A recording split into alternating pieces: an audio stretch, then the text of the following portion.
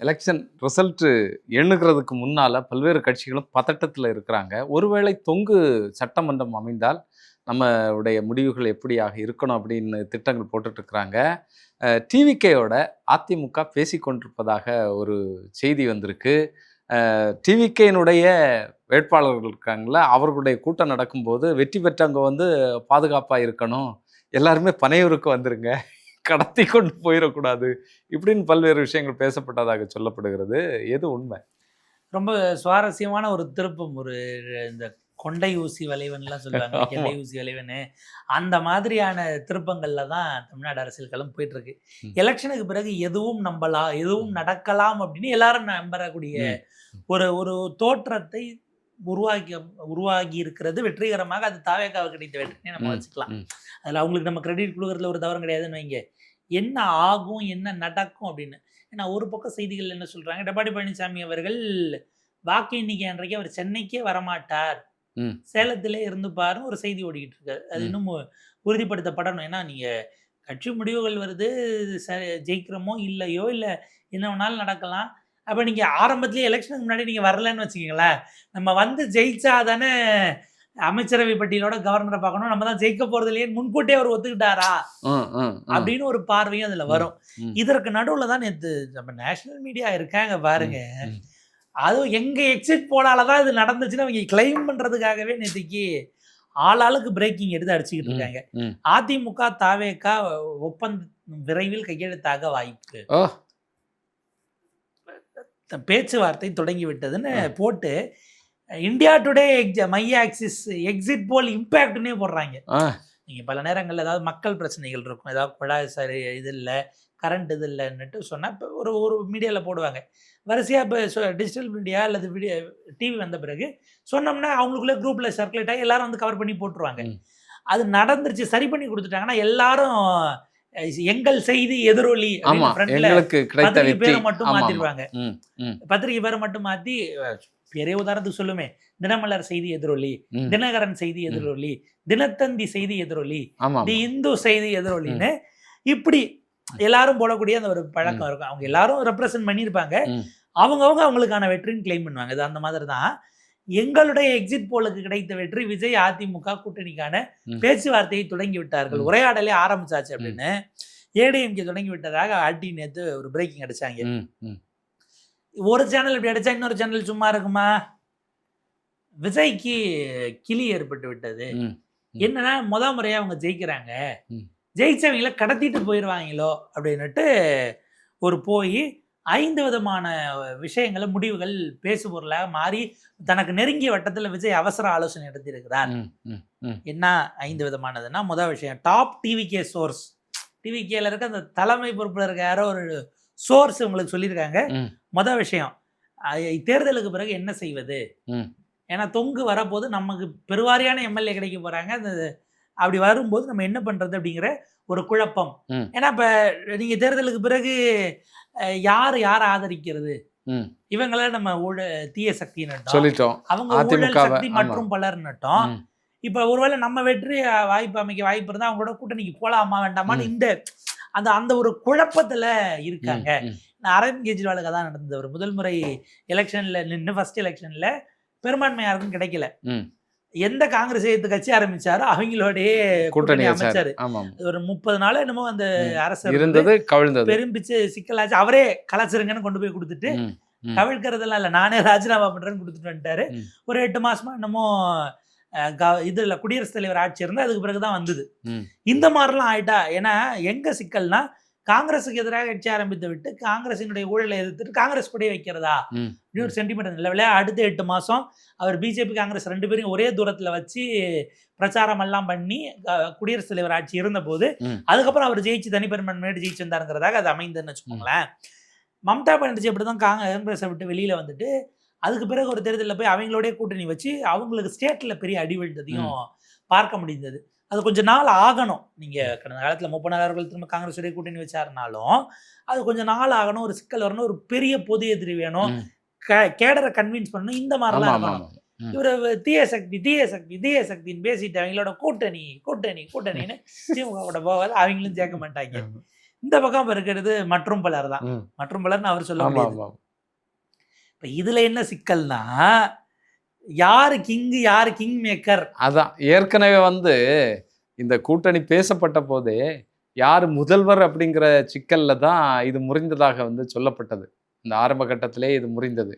ஏன்னா விஜய்க்கும் அவர்களுக்கும் முதல்வராகணும், எடப்பாடி அவர்கள் சீனியர், அவர் எப்படி விட்டு கொடுப்பாரு அப்படிங்கிற கேள்விகள் இருந்தது. அப்போ அந்த விஷயத்துல தான் முறிந்து போனது பேச்சுவார்த்தை.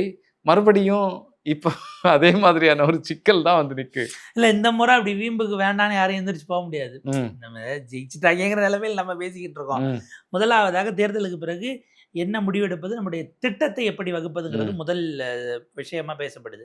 ரெண்டாவது, கவுண்டிங்க்கு முன்னாடியே கடத்திட்டு போயிடுவாங்களோ, இவர் ஜெயிப்பாருங்கிற விஷயம் உள்ள எல்லா கட்சியும் இன்டர்னல் சர்வே வச்சிருப்பாங்க இல்லையா, அவங்களுக்கு கிடைச்ச சர்வே மூலமா இவர் ஜெயிக்க வாய்ப்பு இருக்கு அப்படின்னா எலெக்ஷனுக்கு முன்னாடி அவரை கடத்தி கொண்டு போய் அடைச்சி வச்சு, இந்த பழைய படத்துலலாம் ஏதாவது ஒரு குகை இருக்கும், குகைக்குள்ள ட்ரம் எல்லாம் கடத்தி வச்சு பார்த்தா அது கள்ளக்கடத்தல் கும்பல் பதுக்கி வைக்கிற இடமா இருக்கும், ஸ்டாக் ஓடவுனா அந்த மாதிரி எதையும் கொண்டு போய் பதுக்கி வச்சு அவங்க கிட்ட பேரம், உனக்கு இத்தனை கோடி தரேன் வந்துரு அப்படின்லாம் வச்சு ஏதாவது பேசுவாங்க. வாய்ப்பு இருக்கு. என்னன்னா இவங்க ஓட்டு எண்ணிக்கைக்கே போகக்கூடாது, அங்கேருந்து தூக்கிட்டு போயிடுவாங்க, அப்படிப்பட்ட வாய்ப்பும் இருக்கு. அதனால எல்லாரும் வீட்டுல மாதிரியே பாதுகாப்பு வீட்லயே இருந்து ரிசல்ட் பாக்குறதா. ஆமா ஆமா, பாதுகாத்து வச்சிருக்கிறது நல்லது. கேண்டிடேட் வாக்கின்ற 234 கேண்டிடேட் தலைமை, அப்புறம் 233 அப்புறம் கடத்தி கொண்டு போனா யார் பதில் சொல்லுவா?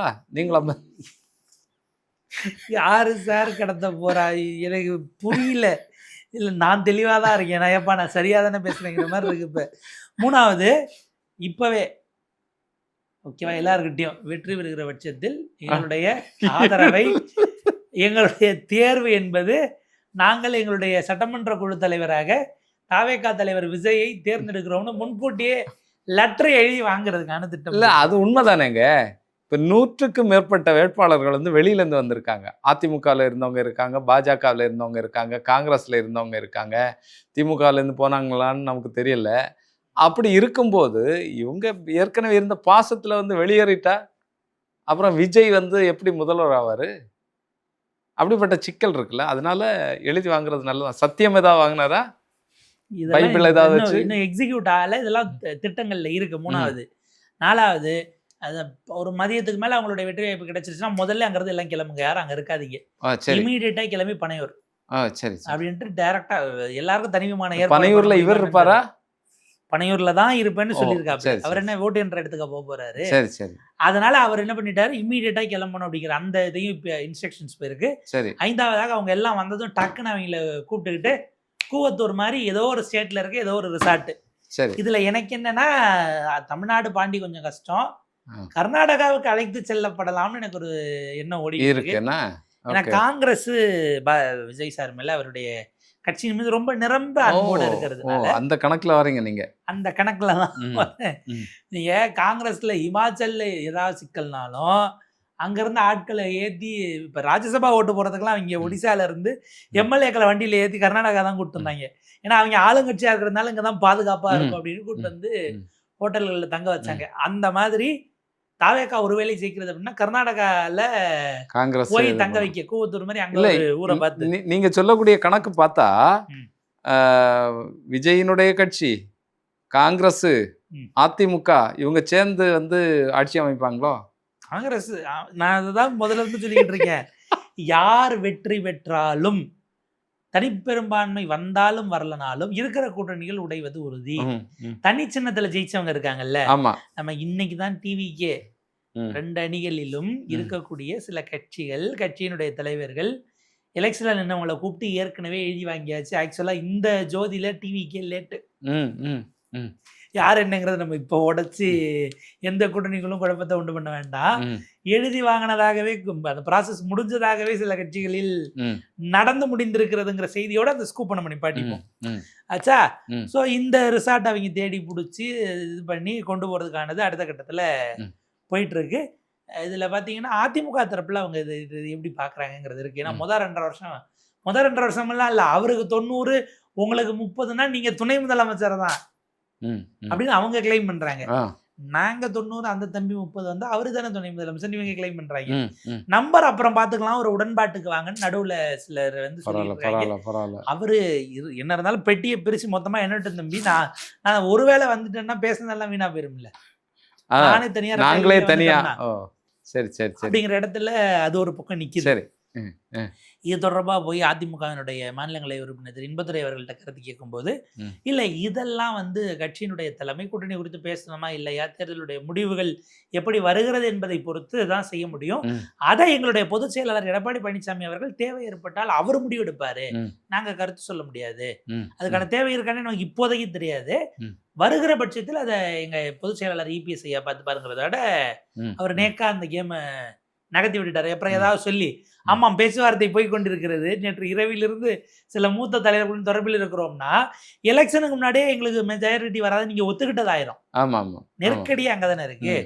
சோ அதனால அவங்க இந்த பக்கம் போய் இது நாளைக்கு பழி போடுறதுக்கு சிக்கலாயிரும். அது எலெக்ஷனுக்கு முன்னாடி நீங்க தோல்வியை ஒத்துக்கிட்டீங்கிறதாயிரும். எடப்பாடி பழனிசாமி சென்னை வரலனாலும் முந்தின நாளே எழுத ஆரம்பிச்சிருவாங்க, ஜெயிக்க மாட்டோம் என்று தெரிந்த நாள் இபிஎஸ் வரவில்லை, அவருக்கு கள்ள நிலவரம் புரிந்து விட்டதுன்னு.